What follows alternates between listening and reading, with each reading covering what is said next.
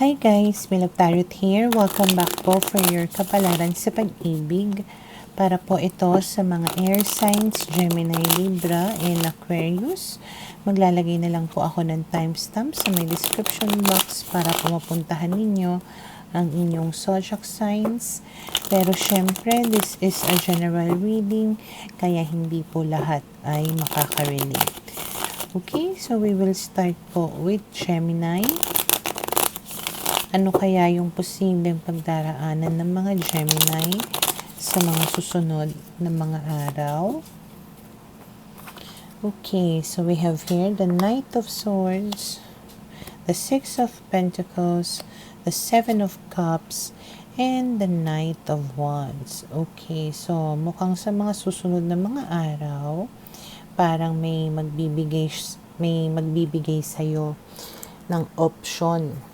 Okay? Or pwedeng may choice ka about someone kung tatanggapin mo ba itong alok nitong tao na to sa'yo or hindi. Okay? And then we have here the Empress, the Sun, the King of Wands, and the King of Swords. Pero nakikita ko dito na parang masaya ka sa kung ano yung ino-offer sa'yo nitong tao na ito. Okay? Na parang kontento ka. Parang confident ka doon sa offer niya or doon sa gusto niya na mangyari. Parang gusto mo din. Okay?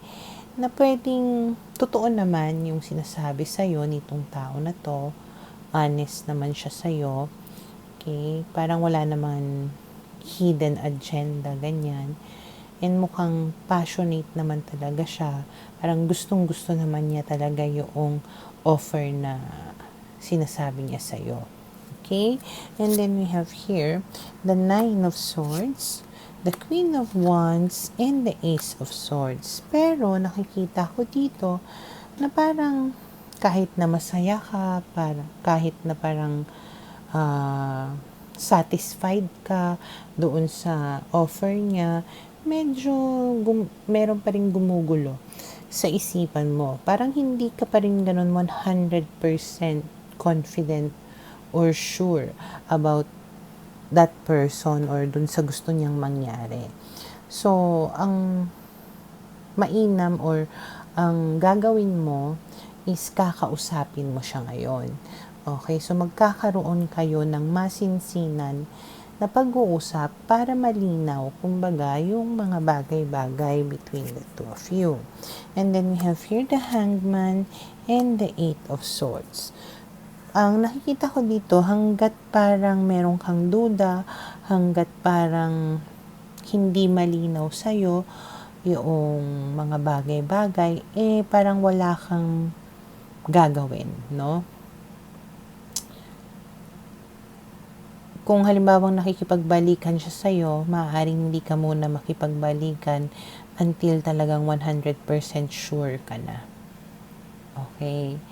Pero nakikita ko rin dito na sa inyong pag-uusap, maaaring makita mo yung side niya or different sides sa sitwasyon ninyong dalawa na tipong makakapagbigay sa'yo ng lakas ng loob to get out of your current situation or parang to stop feeling helpless about yourself. Okay? And then we have here the Five of Swords. Yung iba sa inyo parang talagang hindi kasi may history siguro itong tao na to na nagsinungaling sa'yo. Kaya medyo mahihirapan na mag-gain yung 100% trust mo. But as I have said kanina, hindi mo naman siya babalikan until hindi ka talaga sure. Okay, kung totoo yung sinasabi niya sa'yo. Okay, pero nandun ka na. Gusto mo nang tanggapin. Pero talagang pinipigilan ka lang ng isipan mo. Okay? So, kagaya nga ng sinasabi nila Kapag hindi ka sure, kapag may duda ka, wag mo na lang munang gawin. Okay?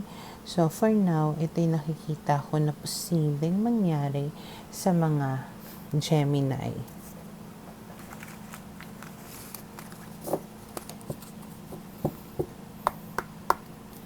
Para sa mga Libra, okay, let's see. Ano kaya yung posibleng pagdaraanan ng mga Libra sa mga susunod na mga araw? We have here the Knight of Cups, the King of Cups, the Four of Pentacles, and the Ace of Pentacles. Okay, so base sa mga barahan na to, merong isang tao dito na sobrang mahal na mahal ka hanggang ngayon. Parang hindi ka pa rin niya mapakawalan. Okay, na parang gusto niyang manumbalik sa'yo at magkaroon kayo ng new beginning. Okay, and then we have here the Two of Cups, the Four of Wands, the Two of Wands, and the Hermit. So, malaki rin yung possibility na mahal mo din itong tao na to. Yung iba sa inyo, maaaring kasal na kayo nitong tao na to, kaya hindi rin ganun kadali na iwasan itong tao na to, kahit na sabihin nating naghiwalay kayo for the meantime or nag-away kayo, ganyan. Okay, may chance din siguro na kaya ganun is magkalayo kayo physically. Okay, pero ang kagandahan ng pagiging magkalayo ninyo is nagkaroon kayo ng time to really think about things, no? And ayun nga, sa side niya, napag-isipan niya, napagtanto niya na gusto niya na mabuo muli ang inyong pagsasama at mahal na mahal ka niya. And then we have here the Wheel of Fortune, the Page of Cups, and the Three of Swords.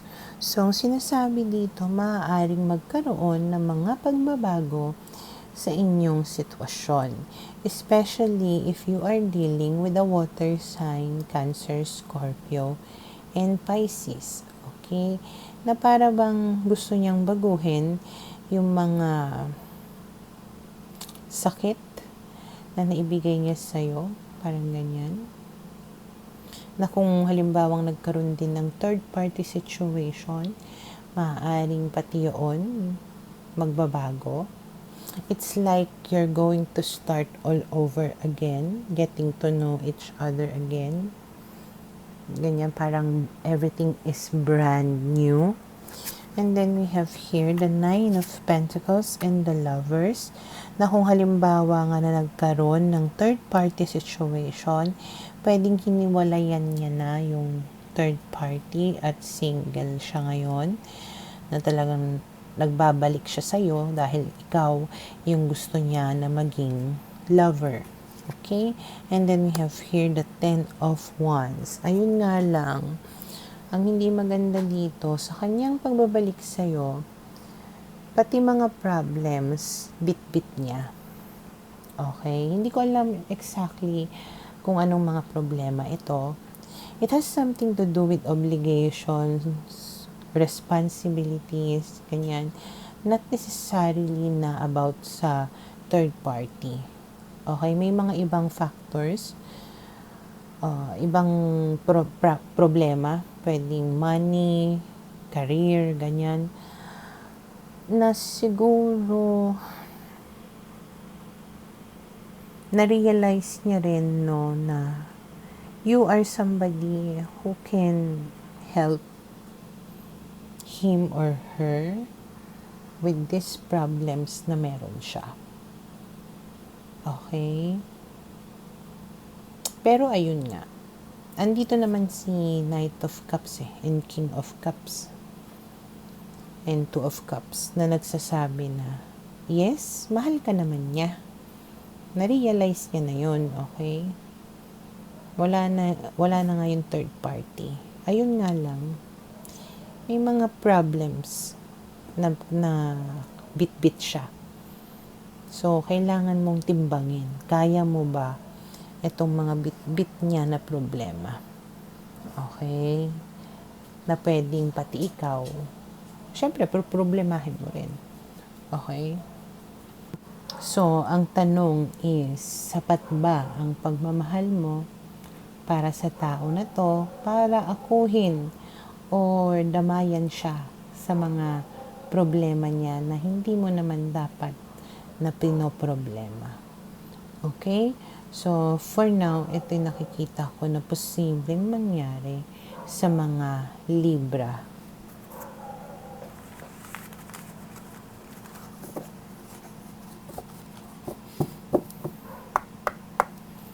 Para sa mga Aquarius, okay, let's see, ano kaya yung posibleng pagdaraanan ng mga Aquarius sa mga susunod na mga araw? We have here the Tower, the Nine of Swords, the Ten of Swords, and the Hierophant. Okay, so sa mga susunod na mga araw, mukhang magkakaroon ng kaguluhan, okay, na magkukos ng restless nights for you. Sobrang pag-overthink, talagang problemahin mo itong kaguluhan na ito. Pero ang kagandahan nun, hindi naman siya yung tatagal, no? Mare-resolve din ito or malulutasan din ito sa lalong madaling panahon. Okay? Na parang kailangan mo nung maging, how you say it? Kumbaga yung problema, kung tutuusin, hindi siya komplikado. Okay? Napakasimple lang dapat niya na tipong napalaki lang. Okay? Nagawa lang komplikado pero kung tutuusin, it's so simple na kaya mo itong solusyonan by simple methods also. Okay? Na hindi mo kailangan maging, ayun nga, complex about it. No? Wala na pa. Dapat, ang hirap. Kumbaga, wag mo nang pahirapan yung sarili mo. No? We have here the Six of Cups, the Four of Wands, the Seven of Wands, and the Four of Cups. Ngayon, kung halimbawa man na naghiwalay kayo or nag-away kayo, nagkahiwalay kayo nung nag-away kayo ng person mo, may chance naman na magka-reconcile kayo, magkabate or magkabalikan kayo. Okay? Pero, ayun nga lang, siguro, the both of you just needs time to be alone or to be far away from each other kasi nga, kailangan ninyo muna ng panahon para maging malinaw yung inyong pag-iisip or para kumalma kayong dalawa. Okay? And nakita ko naman dito with the Seven of Wands na nagsasabing ipaglalaban nyo naman.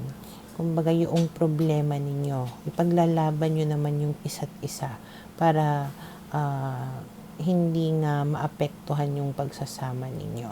Okay? And then Four of Cups, ibig sabihin, kung halimbawang maghiwalay kayo nito, pansamantala, mamimiss ka rin niya. Okay? Kaya tipong magbabalik siya sa'yo para nga solusyonan kung ano man yung naging problema ninyong dalawa. And then we have here the Star, the Three of Pentacles, and the Fool. Again, ang sinasabi dito, the Star, may pag-asa. Okay, may pag-asa pa na ma-fix, masolusyonan, maayos ang inyong relationship as long as the both of you are willing to compromise or cooperate with each other. Okay, and then we have here the Fool, na ibig sabihin yung parang magiging stress-free rin kayong dalawa, mawawala nga yung mga pinoproblema ninyo. Okay, na parang malaya kayong dalawa to enjoy yung samahan ninyo. Okay, and then we have here the Five of Swords and the Ten of Cups. Siguro isa sa mga problems na kailangan ninyong solusyonan is yung pagiging open and honest ninyo sa isa't isa upang mapanatili yung bond or yung happiness ng inyong relationship. Okay? And then we have here the Knight of Swords, which means nga na dapat patuloy kayong gumagawa ng hakbang para mapatibay yung inyong samahan. Okay? So, for now, ito yung nakikita ko na posibleng mangyari sa mga Aquarius.